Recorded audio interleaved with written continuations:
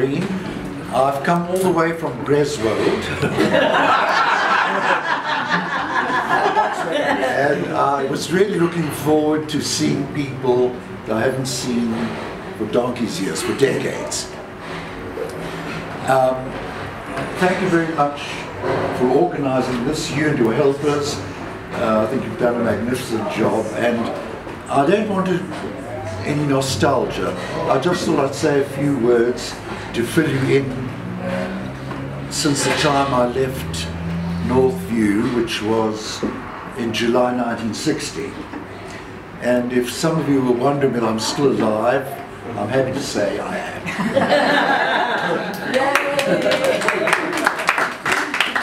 It's the Natas genes and being careful with diet. My dad lived to 107, by the way, and his brother has just turned 107 and still alive. So I think I'll be around at the next function in 50 years. Anyway, I just want to tell you in a few words what happened after I left Northview. I went to London. I was there for 3 years. And they were so, I used to teach history.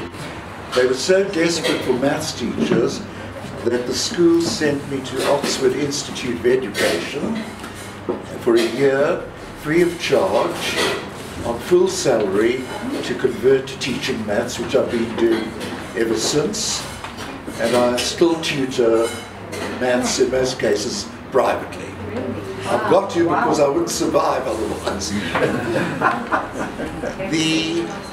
Then I found, although I was teaching at school till 10 to 4 in the afternoon, I used to go to the London County Council, which deals with evening education. They offer all sorts of courses, in case you're not familiar. And I taught English as a foreign language, which I studied myself at the University of London. I also became qualified as a Latin American dance teacher. Tango! And I also am a licentiate of Trinity College in speech and drama. And not too long ago I qualified as a counsellor. So I've had many fingers in many pies, but it hasn't made me wealthy. It doesn't matter. The point is I enjoyed it. Then I went to Canada for 2 years, and then I went to Australia for 2 years, and eventually to New York. I wasn't in Manhattan City, but about a 45-minute train ride to Long Island in a place called Garden City. Well, that was a one-horse town, and that horse died a long time ago. Then I came back in 1970, and I taught for most of the time in the southern suburbs, and that's more or less in a nutshell. So I think I've had a good innings. I've never really been bored, and well, I'm still around. Wonderful. Thank you. Thanks so much. I'm just sorry Mrs. Lehman wasn't able to join us this evening. We wish her well. She'll be at the next one. I have forgotten one very, very, very important thing, and I don't want to forget it. It's not a long letter.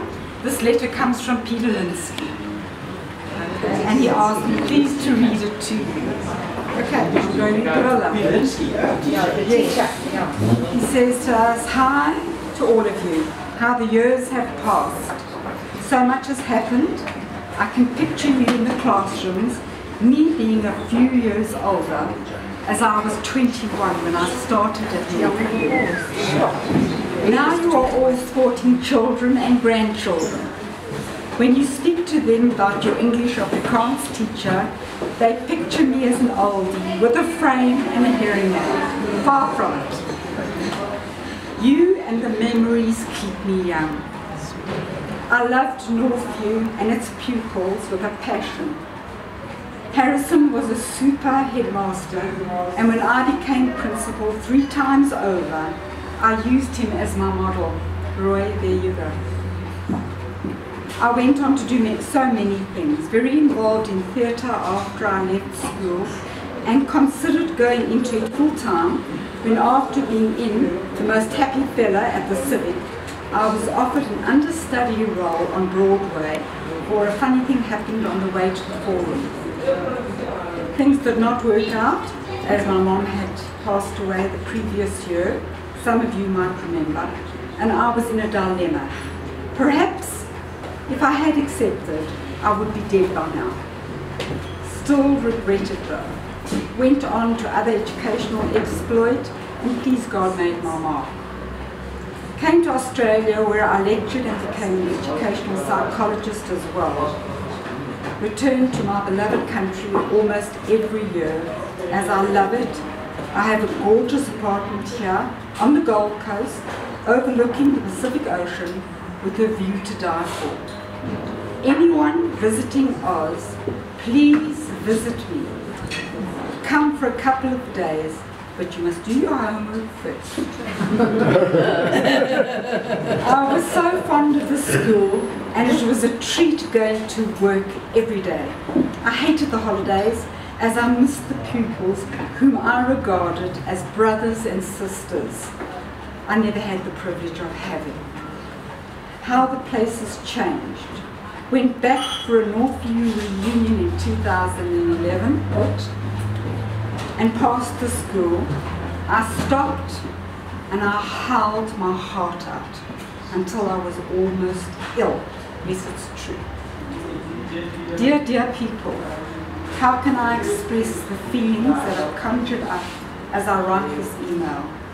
When I mention Maureen's email to my friends, who can't believe that kids can still contact a teacher after 50 years, I refer to you as my kids. Aches, pains, wrinkles, and what have you, you remain young, vibrant, inspirational, and absolutely gorgeous girls and boys alike. Australia is another place completely, and I still struggle to come to terms with it. A beautiful country, but the students are not the same. They haven't got the sophistication, the appeal, and the likability of you lot. I always tell the Aussies, I came from a third world country with a first world mentality, and I find myself in a first world country with a third world mentality. Whoops. This is between you and I. Otherwise, I might get sedated. Well, mates, enjoy the festivities. I will be thinking of you all. Please email me and send pictures of you and yours. I would appreciate it from the depths of my heart in my autumn years. Bless you all and keep safe. Peter Lynsky.